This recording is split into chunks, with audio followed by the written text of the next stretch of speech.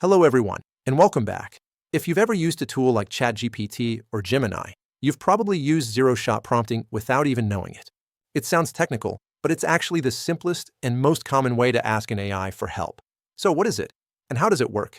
Let's break it down. All right, let's get right to it. Zero-shot prompting is when you ask an AI model to perform a task without giving it any examples of how to do it.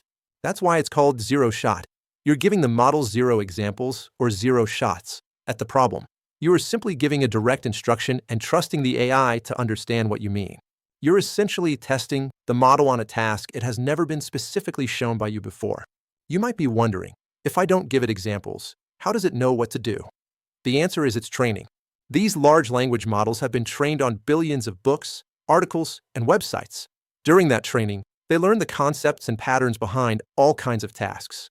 Think of it this way. If you ask a person who has read millions of articles to summarize a paragraph, you don't need to show them an example of a summary first, right? They already understand the concept of summarize. The AI works the same way. It already understands the concepts of translate, classify, summarize, and answer just from its training. Let's look at 3 quick examples. The key in all of these is that we are not providing a sample answer. Example 1, sentiment analysis. Prompt, classify the sentiment of this review. The service was incredibly slow, but the food was delicious. Sentiment. Here, we're just asking it to classify the sentiment. We didn't give it examples of other positive or negative reviews. The AI can read this, understand that incredibly slow is negative but food was delicious is positive, and correctly call it neutral or mixed. That's zero-shot. Example 2, translation. Prompt, translate this sentence from English to French. Where's the nearest library? Again, same idea. We didn't provide a mini dictionary or any other translations. The model just draws on its vast knowledge of both English and French to give the answer. OS la bibliothèque la plus proche. Example 3, summarization. Prompt, summarize this paragraph in 1 sentence. Show paragraph about AI from the previous example. You give it a block of text and just say summarize this.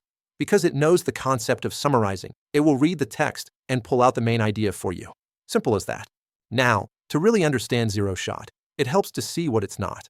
The main alternative is called few-shot prompting. This is where you do provide a few examples to guide the AI, usually to get a specific format. Look at this comparison for sentiment analysis. On the zero-shot side, we just ask the question. We're hoping the AI answers with positive. But on the few-shot side, we give it examples. We show it, I love the book, maps to positive. We show it the food was terrible, maps to negative.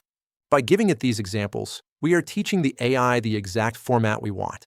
When we finally ask about, this movie was fantastic, it will follow the pattern and give us the answer positive. So to recap, zero-shot is for simple, direct tasks where the AI already knows what to do. Few-shot is for when you need to guide the AI for more complex tasks or specific output formats. And that's it. Zero-shot prompting is the foundation of communicating with AI. It's powerful, it's simple, and it's what you're doing most of the time you ask the AI to write an email, answer a question, or translate a phrase. I hope that clears things up. If you found this video helpful, please give it a thumbs up and subscribe for more content on AI and technology. Let me know in the comments, what's your favorite zero-shot prompt to use? Thanks for watching, and I'll see you in the next video.